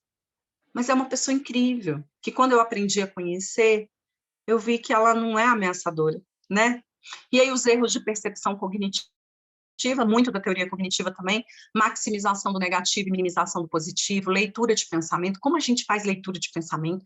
Eu tenho certeza que a minha chefe está pensando que eu fiz isso. Eu tenho certeza que o meu colega está pensando que eu fiz isso. E aí a gente começa a ler o pensamento do outro, né? Deixa eu te falar, a gente não consegue ler o pensamento do outro, mas a gente age como se conseguisse, e isso traz muitos conflitos, né? A inferência arbitrária, achar que eu sei o que vai acontecer a partir de um único dado, isso também é um problema. E a ideia de tudo ou nada, ou é assim ou não é, ou faz do jeito que eu quero, é melhor nem fazer. Tudo isso são erros de percepção cognitiva que atrapalham as relações no trabalho e que a gente tem que começar a combater. Hoje, a minha equipe já combate, é muito legal, né? As minhas amigas falam assim, Kátia, eu tive uma leitura de pensamento, mas eu fiquei tão nervosa, porque eu achei que a chefe ia falar isso, ia falar aquilo, aí eu parei e falei, tô lendo pensamento, não é assim, deixa eu conversar com ela. E muitas vezes, quando a gente vai conversar, a gente vê que não era nada daquilo, né? E se for, eu consigo lidar com a situação melhor do que eu estava imaginando. Quando eu fico imaginando o que de pior pode acontecer, eu catastrofizo. E se eu catastrofizo, eu aumento a minha emoção, a chance de brigar com alguém é muito maior. Último tópico, né? A questão da diversidade. Penúltimo tópico, eu já estou encerrando, tá, gente? Tudo bem? Vocês estão com muita fome? 2 tópicozinhos rápido e a gente encerra, a gente caminha para o encerramento. A questão da diversidade. A diversidade, Will, tá tranquilo, né? Tudo certo, pode continuar. Então, tá bom, tem mais 2 tópicos para a gente poder encerrar. Essa diversidade de cor, de origem, de religião, de gênero, de idade, de formação acadêmica, né?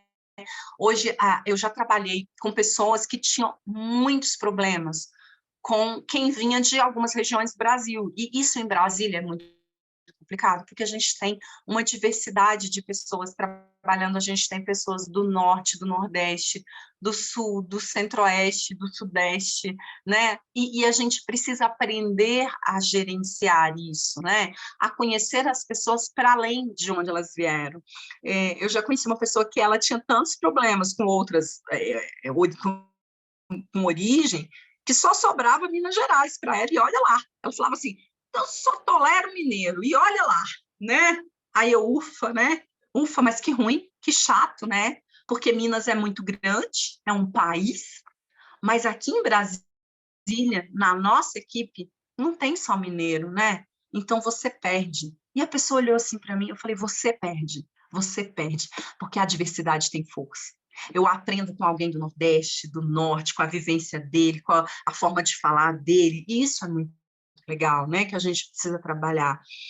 Assistindo, eu quase não assisto jornal, assistir mesmo, né, porque eu acho que quando eu assisto algo que traz muitas notícias ruins, me afeta mais porque mexe com vários órgãos do sentido. Eu estou vendo, eu estou ouvindo, né, aquilo está entrando. Eu prefiro ler notícia. Mas a última vez que eu parei para assistir um jornal, eu fiquei encantada com a diversidade, né? Pelo menos isso. o repórter falando na linguagem dele, com o sotaque dele, lá da Bahia, né?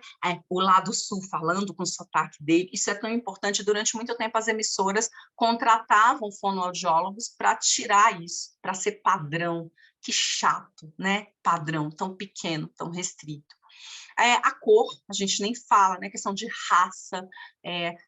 Uma vez, há muito tempo, uma pessoa chegou para mim, eu tinha recebido um elogio no trabalho, um elogio escrito, né? Uma coisa bem legal, fiquei feliz, assim, porque lá no órgão que eu trabalho isso não é muito comum, não era muito comum.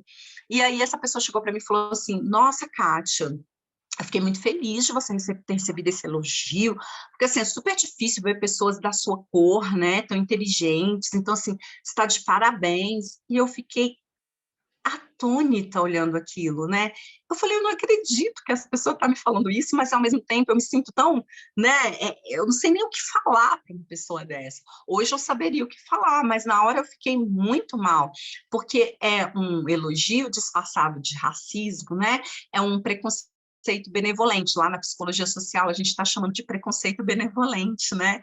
Nossa, você é tão linda apesar do seu cabelo. Ah, você é tão legal apesar de ser gay, né? Então é sempre esse preconceito benevolente, e contra ele é muito mais difícil lutar. Por isso a gente precisa trabalhar isso na equipe, para que a equipe se une e fale assim: fulano, não fale assim, né? Sua cor de pele é o tom certo para a pele morena. Olha, o que é isso? O que eu estou falando com isso? O que? Me explica. Hoje eu falo assim: me explica, eu não entendi o que você está falando.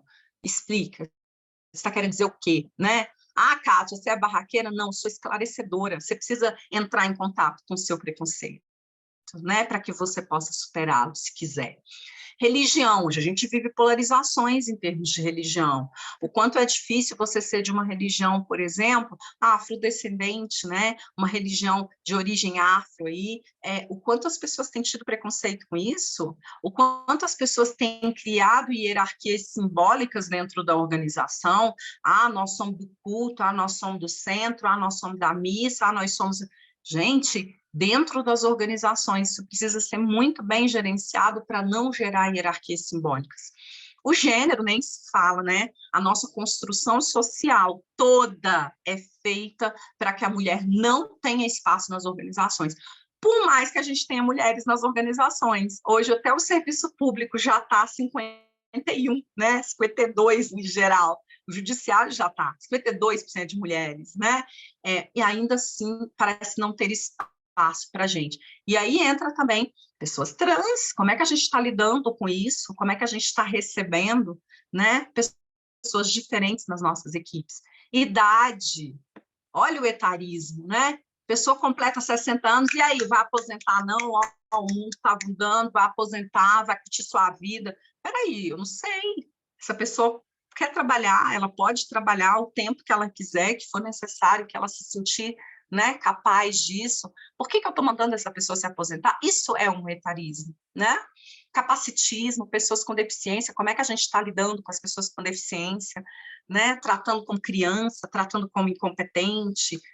Isso tudo a gente precisa se auto-observar, mas como gestores a gente precisa trabalhar na equipe. Inclusive a formação acadêmica, eu já tive que lidar com conflitos no trabalho, gerenciando conflito, que tinha essa hierarquia simbólica. Ah, você só é graduado e nós somos mestres. Ah, porque aqui é doutor para cima que a gente respeita. Gente, por favor, a gente precisa falar mais sobre isso. Falar mais sobre isso para que isso vá se tornando mais claro, porque é um grande iceberg, né? Eu preciso ir desnudando esse iceberg, trazendo essas partes encobertas para a superfície, para que a gente possa lutar, né? Isso está na base de muitos conflitos. E aí entra na parte final, cuidando de si. A gente precisa cuidar da nossa saúde. As pessoas, quando não estão bem de saúde, tendem a entrar mais em conflito, ou a ficar mais solitária, ou quando vem um conflito, adoecer, né, em termos de tirar até licenças médicas, porque não tem recurso para lidar com conflito, não é fácil entrar em conflito dentro das organizações, e aí a gente precisa cuidar da gente, para que a gente não entre em conflitos desnecessários, para que a gente saiba se colocar, para que a gente saiba trabalhar em equipe. E aí, cuidar da depressão, cuidar da ansiedade, né? A ansiedade é uma coisa necessária, é boa, mas os transtornos de ansiedade, não. Como é que você está? Como é que está a sua saúde mental? Como é que está a sua saúde física? A gente precisa cuidar da insatisfação no trabalho, reconhecer o que está me deixando insatisfeito, o quanto depende de mim mudar isso, o quanto não depende, o que eu posso fazer, que ajuda eu posso buscar, trabalhar os nossos medos, trabalhar nossos pontos fortes, trabalhar nossos pontos mais vulneráveis, que precisam melhorar, e trabalhando isso para a gente também se fortalecer. Né? Não existe produção, a gente fala muito de produção, não existe produção sem pessoas saudáveis à frente disso. Então, a gente precisa cuidar da saúde nossa e da nossa equipe, né? Lembra, eu estou falando para futuros gestores. Então, cuida da saúde da sua equipe. Isso não é superficial. O bem-estar também é responsabilidade de gestão, ok? E sua também, né? Esse cuidado com você também, isso é muito importante. Para encerrar, eu queria que vocês me dissessem onde está o rato. Procura o rato. Cadê o rato? Vocês já viram? Quem já viu não tem problema, não. Procura o rato. Quem achou, coloca assim, consegui. Yara achou. Yara achou o rato. Olha aí, Yara. Quem mais? Esses exercícios, gente, eles são bons para treinar o cérebro, né? Hoje tem muita gente, tem sites especializados nestes enigmas para estimular o cérebro, é bem legal. Mas alguém mais achou o rato, além da Yara? Como é que vocês estão procurando esse rato? Ai, ai. Não é fácil, né? O Gustavo achou também. O Gustavo achou o ratinho. Rairon falou que tá difícil achar esse rato, né, Rairon? Difícil mesmo achar o rato. Gente, o rato está no cantinho inferior, fora do quadrado. Dá uma olhadinha lá, ó. O ratinho no canto inferior aí, esquerdo ou direito, não sei, né? Tá na minha esquerda aqui, deve estar na direita de vocês. Tá no... Achou, Karine, agora? Bem pequenininho aí no cantinho. O Rairon falou não ia achar nunca. Rairon, você estava procurando no meio desses círculos, não estava? Estava tentando ver ele surgindo assim no meio do círculo. O que eu quero dizer com essa imagem, né, do rato? Que muitas vezes é isso, Gustavo. Gustavo achou que era alguma pegadinha, né? A Maria Luciane falou que estava procurando no lugar errado. É isso.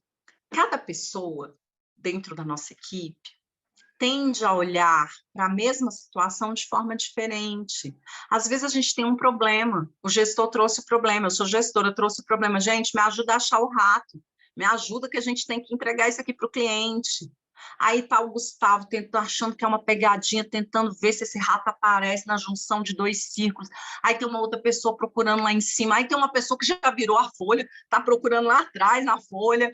E isso é a força da equipe. São esses diversos olhares que em algum momento se confluem para achar a resposta. E aí a Yara falou, achei, pronto, a Yara já achou, vamos trabalhar agora com esse problema, a gente já achou o rato, o outro problema agora. E é essa força da equipe, sabe? Cada um vê de uma forma, cada um vê de um jeito, e a gente precisa usar essas diversidades a nosso favor. O que a gente busca quando é gestor? A gente busca a uniformidade. É mais fácil lidar com a uniformidade. Quem dera eu só ter alunos de um determinado jeito, mas eu tenho alunos de diferentes maneiras, e a gente precisa aprender a lidar com cada um deles. Essa é a nossa força como gestores, e vocês como futuros gestores, não se esqueçam disso.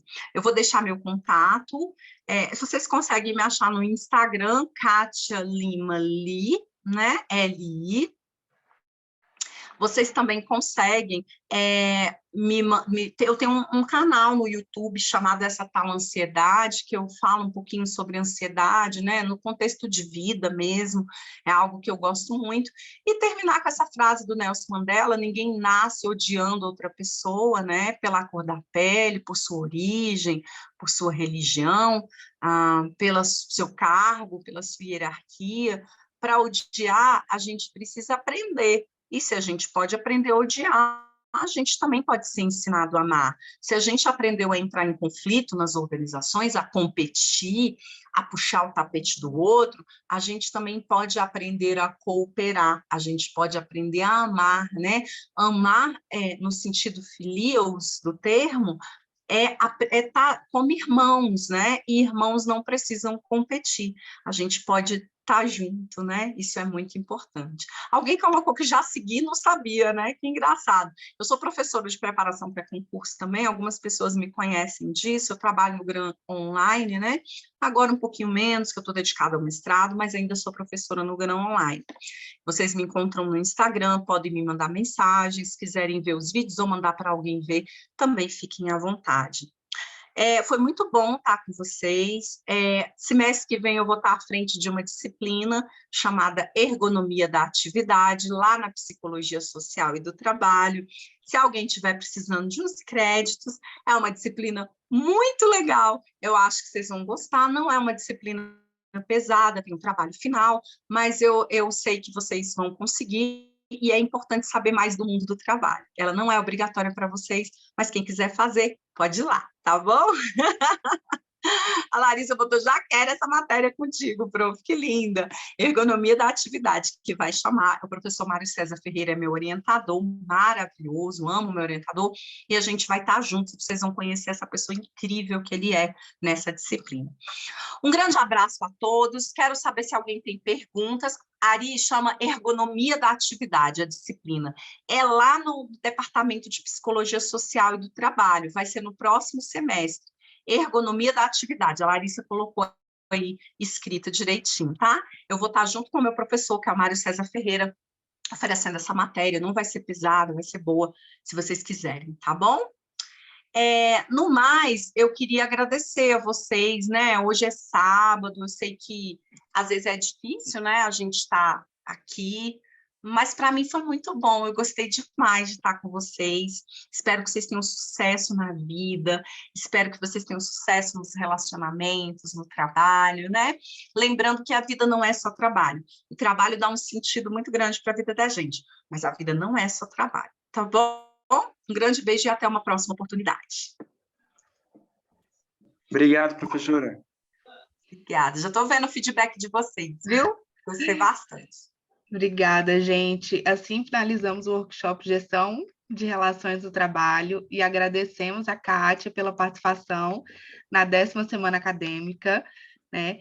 Informamos que as declarações serão enviadas por e-mail e também estão disponíveis nos seus ingressos no Simpla, em até 24 horas, para aqueles que permaneceram 75% do tempo no workshop.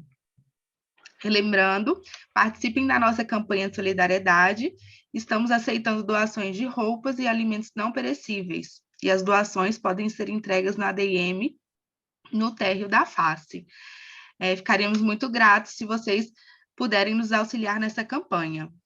Agradecemos também aos nossos patrocinadores, Fazenda e Mercado Malunga, Barlavento Estratégia Financeira, Eloá Novaes Estética Facial e coautores do administrador Gilson Joel Fernandes.